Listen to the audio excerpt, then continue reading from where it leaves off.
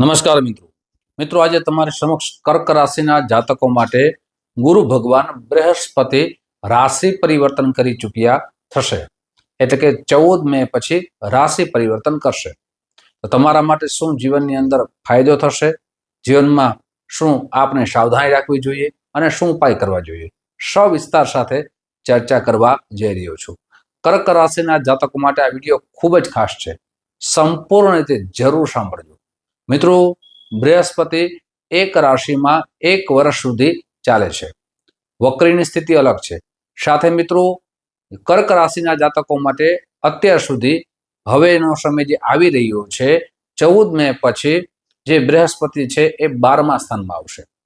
અત્યાર સુધી 11મા સ્થાનમાં હતા અને હવે 12મા સ્થાનમાં આવશે. 12મો જે સ્થાન 12મો ભાવ છે એને વ્યય ભાવ માનવામાં આવે છે. 12મા ભાવને આંખનો ભાવ માનવામાં આવે છે. 12મા ભાવને વિદેશનો ભાવ માનવામાં આવે છે. 12મા ભાવને ખાસ કરીને જીવનની અંદર મોક્ષનો ભાવ માનવામાં આવે છે. અને ખાસ કરીને બૃહસ્પતિ છે ઘણી બધી વસ્તુના કારક માનવામાં આવે છે. તમારા જીવનમાં શું પરિવર્તન થશે? સાથે બૃહસ્પતિ 3 જગ્યાએ દ્રષ્ટિ કરે છે. આ 3 જગ્યા કઈ જગ્યાએ છે? તો કે ચોથા ભાવમાં દ્રષ્ટિ કરે છે, છઠ્ઠા ભાવમાં દ્રષ્ટિ કરે છે અને ખાસ કરીને અષ્ટમ ભાવમાં દ્રષ્ટિ કરે છે. 12મા ભાવની અંદર જે જીવનની અંદર મોક્ષ પ્રાપ્ત થાય, ભક્તિ જોવાય છે. અને બૃહસ્પતિ જ્ઞાનના કારક માનવામાં આવે છે. સૌથી વધારે જે ફાયદો થવાનો છે, જે સારો સમય આવવાનો છે એ વિદ્યાર્થીઓ માટે છે. શા માટે? તો કે જ્ઞાનના કારક બૃહસ્પતિ છે, એટલે 12મા ભાવમાં આવવાથી વિદ્યાભ્યાસમાં આપને વિદેશમાં ભણવાની ઈચ્છા હોય તો સંપૂર્ણ રીતે જરૂર પૂર્ણ થશે. સાથે વ્યય તો થશે, પૈસાનો વ્યય થશે, પણ એ પૈસા આપ કેમાં વાપરશો? તો માંગલિક અને શુભ કાર્યમાં આપના પૈસાનો વ્યય થશે, જેનાથી જીવનમાં યશની કીર્તિ વધશે, માન સન્માનનો વધારો થશે, સાથે જ્ઞાનનો વધારો થશે. એટલે કે આપના પૈસા આપના જીવનની અંદર સત્કર્મની અંદર આપ ખર્ચા કરશો. હવે બૃહસ્પતિ છે 3 જગ્યાએ દ્રષ્ટિ કરે છે. તે તમારા જીવનમાં શું પરિવર્તન કરવાના છે, સવિસ્તાર આગળ ચર્ચા કરશું. પણ તે પહેલા એક નમ્ર પ્રાર્થના છે. મારા નવા મિત્રો આ વિડીયો જોઈ રહ્યા છો, મિત્રો આ વિડીયો તમને ગમે તો જરૂર ને જરૂર લાઈક કરજો, તમારા મિત્રોમાં શેર કરજો. સાથે મિત્રો, જે પણ ચર્ચા કરીએ છીએ એ ચંદ્ર રાશિના આધાર ઉપર કરીએ છીએ. આપના જન્મ ગ્રહો કઈ સ્થિતિમાં છે, જો આપને જાણવું હોય તો અહીં નંબર દેવામાં આવ્યા છે. આ નંબરમાં આપ સંપર્ક સાધી શકો છો. સંપર્ક કરવાનો સમય સવારે 10 વાગ્યાથી લઈ બપોરના 1 વાગ્યા સુધી છે, સાંજે 5 વાગ્યાથી લઈ અને રાત્રે 9 વાગ્યા સુધી છે. ઘણા બધા મિત્રોના કોલ આવે છે કે અમારી પાસે જન્મ તારીખ નથી, જન્મ સમય નથી. તો તેના માટે પણ કોઈ ચિંતા કરવાની જરૂર નથી. ફોન કરી એપોઇન્ટમેન્ટ લઈને આવશો તો પ્રશ્ન કોઈના માધ્યમથી આપની સમસ્યા પ્રમાણે આપને શાસ્ત્રોક્ત ઉપાય બતાવવામાં આવશે, સરળ ઉપાય બતાવવામાં આવશે. સાથે મિત્રો, ઘણી વખત ઘણા બધા મિત્રોના કોલ આવે છે કે તમે જે રાશિ ભવિષ્ય કહો છો, ઘણા બધા મિત્રો કહે છે કે અમને 90% લાગુ પડે છે. તો ઘણા બધા મિત્રો એમ પણ કહે છે કે અમારા જીવનમાં પરિવર્તન આવતું નથી. તો મિત્રો, જન્મના ગ્રહો છે એ પ્રમાણે પણ ફળ મળે છે. આ તો ગોચર ગ્રહોની ચર્ચા કરીએ છીએ, ચંદ્ર રાશિની આપણે ચર્ચા કરીએ છીએ.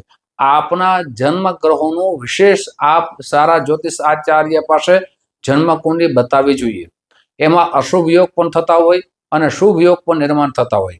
જો શુભ યોગનું નિર્માણ થતું હોય અને ફળ ન મળતું હોય તો એના ઉપાય કરવા જોઈએ.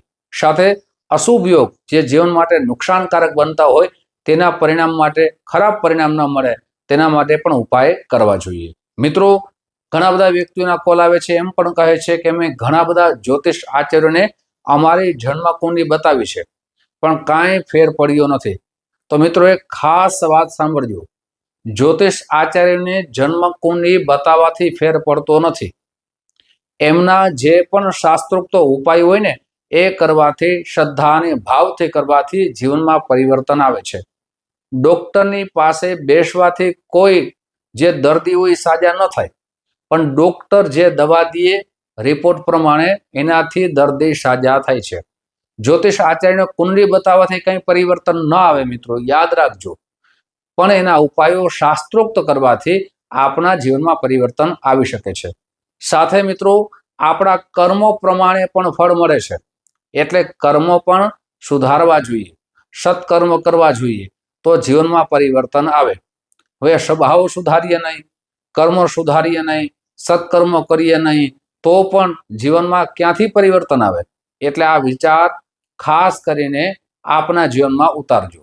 મિત્રો ઘણા બધા મોટી ઉંમરના અમારી પાસે કોલ આવે છે કે અમારી જે ભવિષ્યની જન્મકુંડળી બતાવી છે અથવા બનાવી છે, તો મિત્રો તમારી પાસે તારીખ હોય, સમય હોય તો જ જન્મકુંડળી બને, તેના સિવાય જન્મકુંડળી બનતી નથી. પ્રશ્નકુંડના માધ્યમથી આપના ઉપાયો બતાવી શકાય. મિત્રો હવે ખાસ કરીને બૃહસ્પતિની 3 સ્થિતિ એટલે કે 3 જગ્યાએ દ્રષ્ટિ કરે છે એની ચર્ચા કરીએ. તો બૃહસ્પતિ ચોથા ભાવની અંદર દ્રષ્ટિ કરે છે. ચોથો ભાવ છે એ માતાનો ગણવામાં આવે છે. ચોથો ભાવ છે એ મિલકતનો ગણવામાં આવે છે. ચોથો ભાવ છે એ સ્થાવર છે, પરિવર્તનનો માનવામાં આવે છે. ગુરુ ભગવાનનું રાશિ પરિવર્તન ચોથા ભાવમાં દ્રષ્ટિ છે, એટલે આપના જીવનમાં મકાન બાબતમાં પરિવર્તન કરશો.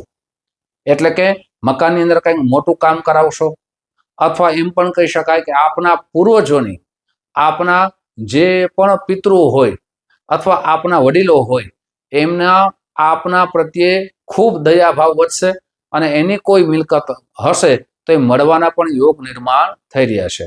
પણ મિત્રો એક વાત યાદ રાખજો કે આપના પૂર્વજોની કોઈ જમીન હોય, મકાન હોય, તો એ વિવાદથી બચવું જોઈએ.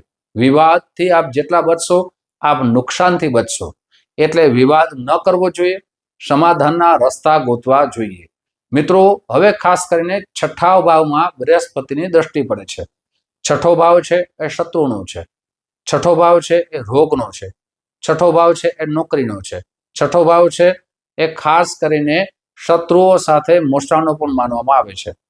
તો આપને સાવધાની એ વાતની રાખવી ખૂબ જરૂરી છે કે આપના શત્રુઓ આપની ઉપર કોઈ પણ રીતે પ્રહાર ન કરે, પછી છુપા રીતે હોય અથવા સામે હોય, તો આવા પ્રહારથી બચવું જોઈએ.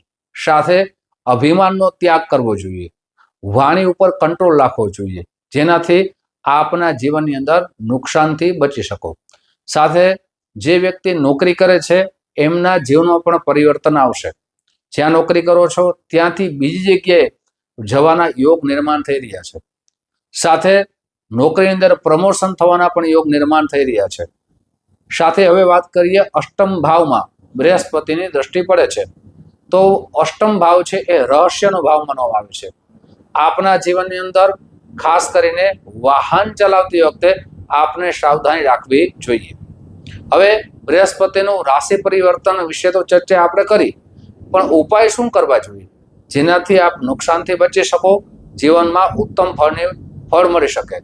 સૌથી પહેલા આપની જન્મકુંડળી બતાવી, આપનું રત્ન જે આવે છે એ છે મોતી અને સાથે બૃહસ્પતિ. આ બંને રત્ન જન્મકુંડળી બતાવીને ધારણ કરવા જોઈએ. પંચાંગ કર્મ કરીને ધારણ કરવા જોઈએ. સાથે પ્રતિ દિવસ ગાયત્રી મંત્રની ઓછામાં ઓછી 2 માળા અવશ્ય કરવી જોઈએ. સૂર્ય ભગવાનને જલ અવશ્ય અર્પિત કરો અને ગુરુ ભગવાનનું બીજ મંત્ર છે એની 1 માળા અવશ્ય કરો. ઓમ ગ્રામ ગ્રીમ ગ્રોમ શહ બૃહસ્પતય નમઃ આ મંત્રની 1 માળા અવશ્ય કરો. મિત્રો આ જ રીતે ઉપાય આપ કરશો શ્રદ્ધાને ભાવથી, આપના જીવનમાં પરિવર્તન આવશે. મિત્રો આવી જ માહિતી તમારી સમક્ષ મૂકતો રહીશ. આપ જે પ્રેમ આપો છો એ પ્રેમ બદલ આપ સૌનો હૃદયથી ખૂબ ખૂબ આભાર. જય શ્રી કૃષ્ણ. મહાદેવ હર.